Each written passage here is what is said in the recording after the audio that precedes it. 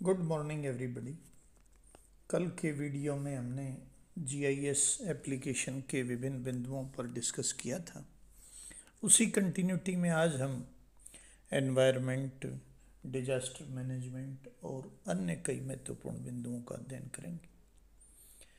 पर्यावरण के संरक्षण में जीआईएस का उपयोग निरंतर बढ़ रहा है। पर्यावरण बचाने में जो पेशेवर लोग हैं, जीआईएस का उपयोग मैपिंग करने में, वनस्पति और जीव जंतुओं की प्रजातियों की सूची बनाने में, पर्यावरण के प्रभाव को जानने व प्रदूषकों की पहचान करने में करते हैं।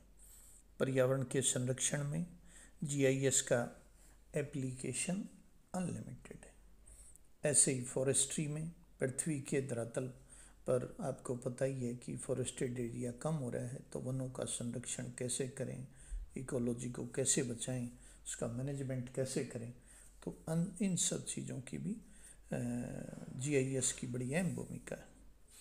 डिजास्टर मैनेजमेंट में बाढ़, सूखा, चक्रवात, समुद्री तूफान व सुनामी जैसी प्राकृतिक आपदाओं की अर्ली वार्निंग यदि मिल जाए और उसके अध्ययन के लिए जीआईएस का बड़े पैमाने पर प्रयोग हो रहा है। इसके बाद हम आते हैं GIS and peoples, GIS and categories of consumers, भौगोलिक सूचना केंद्र तंत्र तथा उपभोक्ताओं के वर्ग। कौन कौन से उपभोक्ता ऐसे हैं जो जीआईएस का इस्तेमाल करते हैं। 1990 के दशक के प्रारंभिक वर्षों में जीआईएस में बड़ी तरक्की हुई और एक ऐसे समुदाय का विकास हुआ जो न केवल संख्या में बड़ा था बल्कि अपनी आवश्यकताओं एवं अनुप्रयोगों की विविधता की दृष्टि से बिल्कुल स्पेशल था।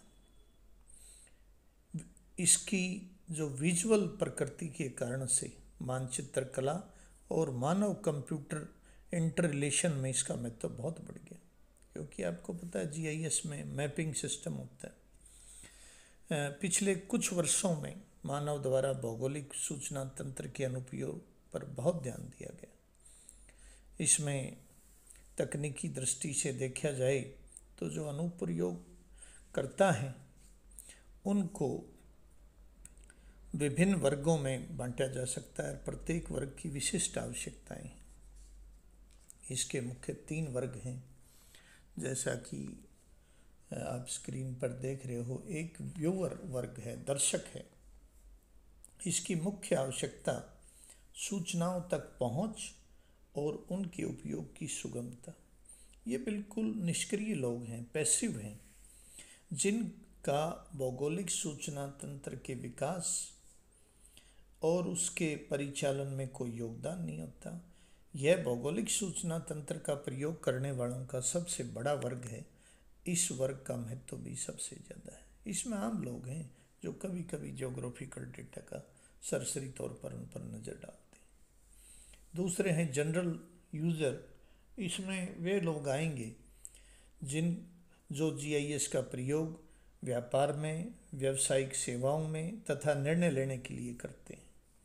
उपभोक्ताओं के इस वर्ग में प्रबंधकर्ता, संसाधन नियोजक जो प्लानर हैं वो, वैज्ञानिक, इंजीनियर, वकील, व्यापारी और राजनीतिज्ञ सम्बंधित होते हैं। इसमें बड़ी विविधता है इन उपभोक्ताओं की।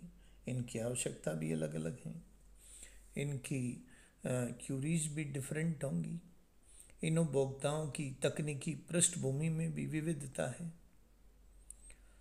ये एक्टिव उपभोक्ता हैं, सक्रिय हैं ये, क्योंकि ये भौगोलिक सूचना तंत्र का प्रयोग अपनी सूचनाओं की आवश्यकताओं के संपोषण के लिए करते हैं। इसके परिणाम स्वरूप उपभोक्ताओं का यह वर्ग भौगोलिक सूचना तंत्र के सफल उपयोग में सीधा एवं पर्याप्त प्रभावकारी होता है। तीसरा वर्ग है जीआईएस स्पेशलिस्ट का, भौगोलिक सूचना तंत्र के जो विशेषज्ञ हैं उनका। ये वे व्यक्ति होते हैं जो भौगोलिक सूचना केंद्र को वास्तविक रूप से सक्रिय बनाते हैं। इस सिस्टम को जो एक्टिव बनाते हैं यही लोग हैं। इसमें जीआईएस मैनेजर हैं, डेटाबेस एडमिनिस्ट्रेटर हैं, एप्लीकेशन स्पेशलिस्ट हैं, सिस्टम एनालिसिस वाले हैं, प्रोग्रामर्स हैं। ये पहले दो वर्गों के उपभोक्ताओं को भौगोलिक आंकड़ों का आधार, ज्योग्राफिक डेटाबेस और टेक्निकल सपोर्ट प्रोवाइड करते हैं। जो व्यूवर वाला वर्ग था और जो जनरल यूज़र वाला वर्ग था, दर्शक और साधारण उपभोक्ता, उन दोनों वर्गों को ये जो तीसरा वर्ग है जीआईएस स्पेशलिस्ट का, इसका कार्य है उनको ज्योग्राफिक डेटाबेस तथा टेक्निकल सपोर्ट प्रोवाइड करना। ये उच्च कोटि के स्पेटियल डेटा एनालिसिस एवं मॉडलिंग के लिए एप्लीकेशन का निर्माण करते हैं तथा अन्य उपभोक्ताओं की आवश्यकता के अनुसार इंफॉर्मेशन प्रोडक्ट्स, जो भी मार्केट में डिमांड होगी उसके अनुसार ये इंफॉर्मेशन प्रोडक्ट्स का निर्माण करेंगे। इनकी संख्या कम होती है, लेकिन ये भौगोलिक सूचना तंत्र के उत्पादन एवं उसके यूज में सबसे महत्वपूर्ण कार्य करते हैं। अब कुछ केस स्टडीज दी गई हैं जिसमें एक तो भौगोलिक सूचना तंत्र के अनुप्रयोग से रेल मार्ग का अलाइंसमेंट, उसका संरेखण करना कि भी किसी भी इलाके में रेल मार्ग बनाना है, किसी नए क्षेत्र में नई रेलवे लाइन डालनी है। आपको पता ही है कि सरकार इस तरह की प्लानिंग करती रहती है। अब उसमें बड़ा कॉम्प्रिहेंसिव दृष्टिकोण करना पड़ेगा।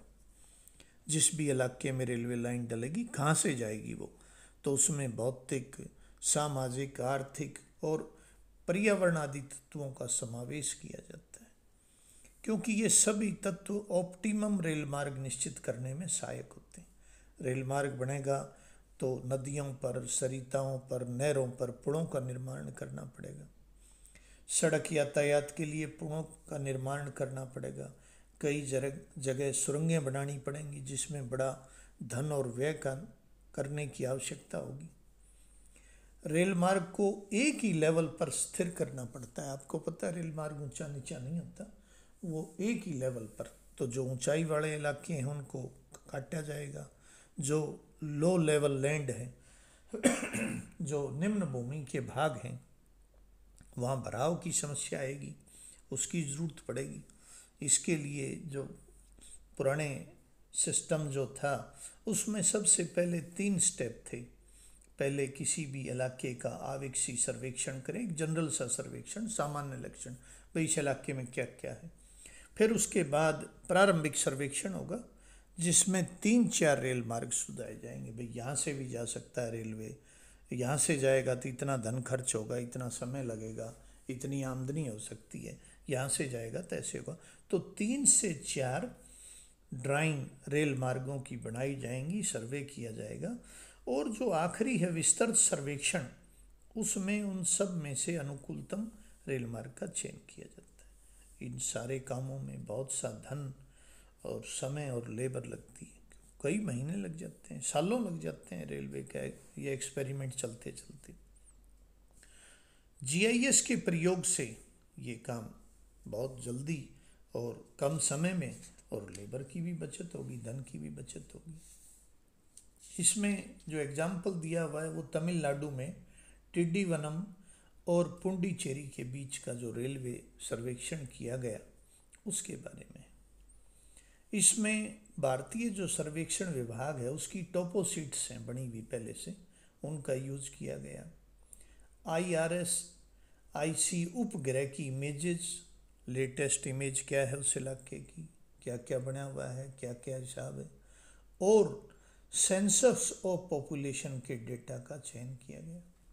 सेंसस में उस इलाके में जो गांव हैं, शहर हैं, कस्बे हैं, भाई किसकी कितनी पॉपुलेशन है, ये जानकारी तो सेंसस से ली गई, और टोपो सीट से पूरे ग्राउंड का अंदाज़ा हो गया, और उपग्रह से लेटेस्ट डेटा का एप्लीकेशन का पता चल गया।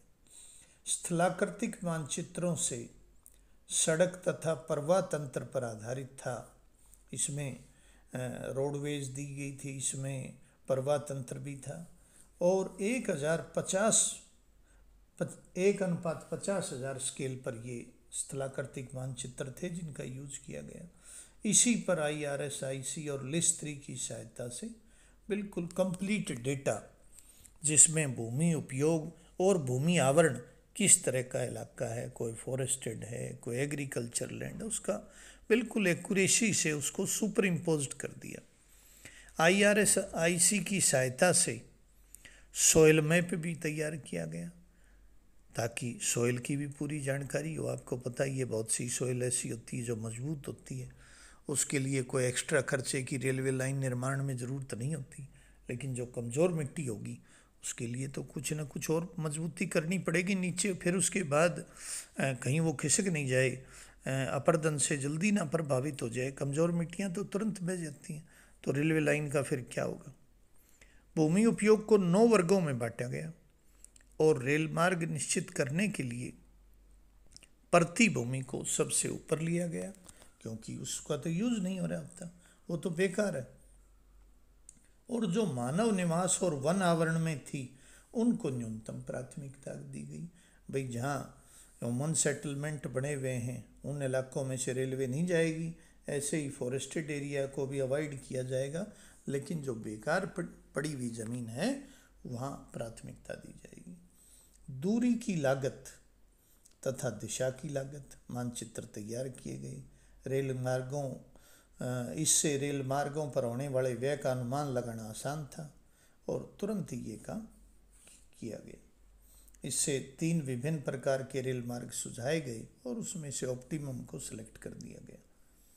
इसमें चयन करते समय भूमि उपयोग, भाई किस तरह का लैंड यूटिलाइजेशन हो रहा है, और जो कल्चरल फैक्टर्स थे, जो इकोनॉमिक फैक्टर्स थे, उन पर भी गहन विचार किया गया। आपको पता ही है कि इकोनॉमिक फैक्टर भी बड़े इम्पोर्टेंट होते हैं। कहीं भी रेलवे बनेगी, उसका संचालन होगा तो नेचुरली उसमें कुछ आमदनी भी होनी चाहिए। यदि उसको रेल भाड़ा नहीं मिलेगा, यदि यात्री नहीं बैठेंगे, सामान नहीं ढोया जाएगा, तो रेलवे ऑप्टिमम कैसे होगी।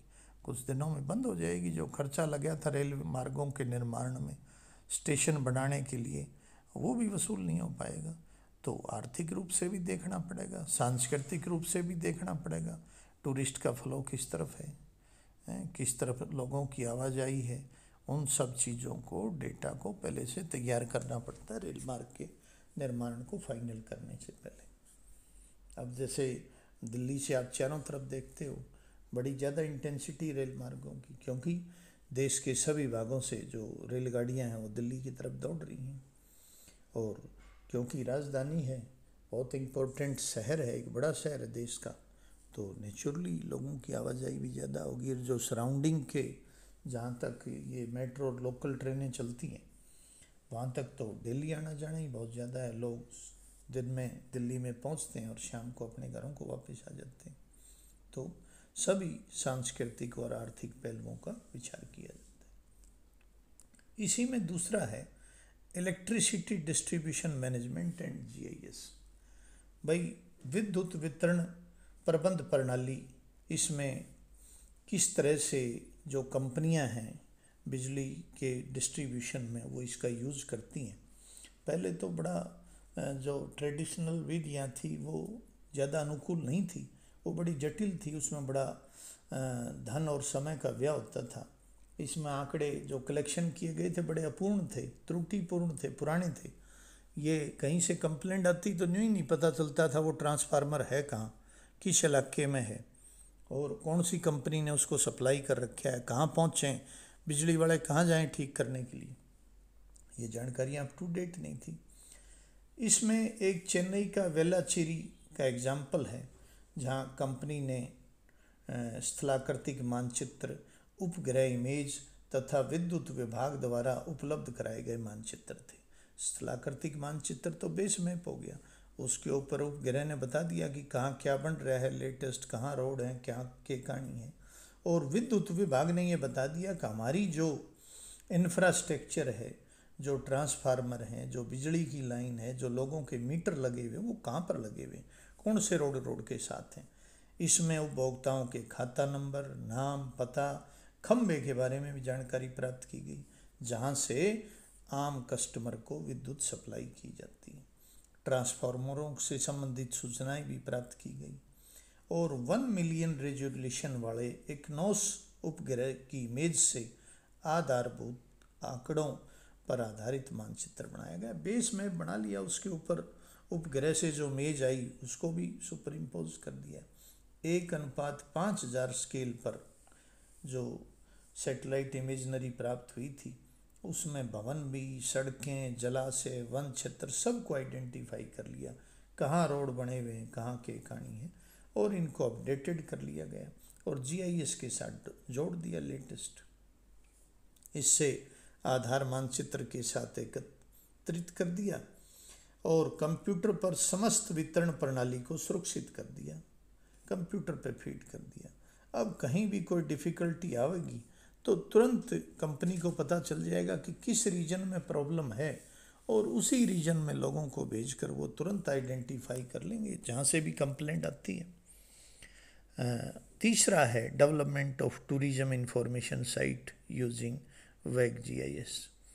आपको पता ही है कि दूर दूर से देशी और विदेशी पर्यटक आते हैं। अब उनको पर्यटन स्थल ढूंढने में बड़ी दिक्कत आती है, मार्ग का पता लगाने में बड़ी कठिनाई होती है, किस किस मार्ग से जा सकते हैं, बहुत बड़ी असुविधाएं होती हैं। बाहर के आदमी को क्या पता। वेब जीआईएस पर आधारित वेबसाइट के विकास का उल्लेख किया गया है। इसमें सड़कों, होटलों, अस्पतालों, बैंकों, पर्यटन एजेंसियों, रेलवे स्टेशनों और आईटी सेंटर्स की सूचना दी गई होती है।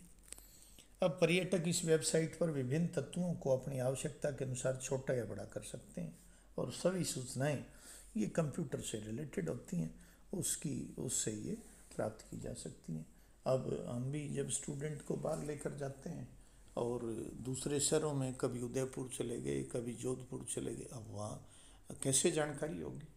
तो हम भी जो टूरिस्ट मानचित्र अवेलेबल होते हैं, जीआईएस तो बड़ा लेटेस्ट फॉर्मेट है, इसमें तो बिल्कुल अपडेट है, लेकिन हम भी जो टूरिस्ट सेंटर होते हैं वहाँ से जानकारी प्राप्त करके और फिर आगे घूमने निकलते हैं ताकि असुविधा नहीं हो। अब जैसे एक बार उदयपुर टूर गया था, हल्दी घाटी वगैरह सारे रीजन थे, चित्तौड़गढ़, वो माउंट आबू, सारा ये कॉम्प्लेक्स है, तो इतने बड़े क्षेत्र की जानकारी कैसे प्राप्त होगी। तो टूरिस्ट इन्फॉर्मेशन सेंटर उन क्षेत्रों में पर्यटकों की मदद करता है और यदि आप जीआईएस से जुड़ गए तो फिर बिल्कुल लेटेस्ट अपडेट आपके पास हो जाता है। तो इस तरह से ये जीआईएस का application of GIS yo chapter आपका कंप्लीट होता है। इसमें पीछे कुछ क्वेश्चन दिए गए हैं, ये मैं व्हाट्सएप पर भेज दूंगा, जो इम्पोर्टेंट क्वेश्चंस हैं यूनिवर्सिटी में आए हुए हैं। हाँ, इसको भी आपने ढंग से तैयार कर लेना। Thank you.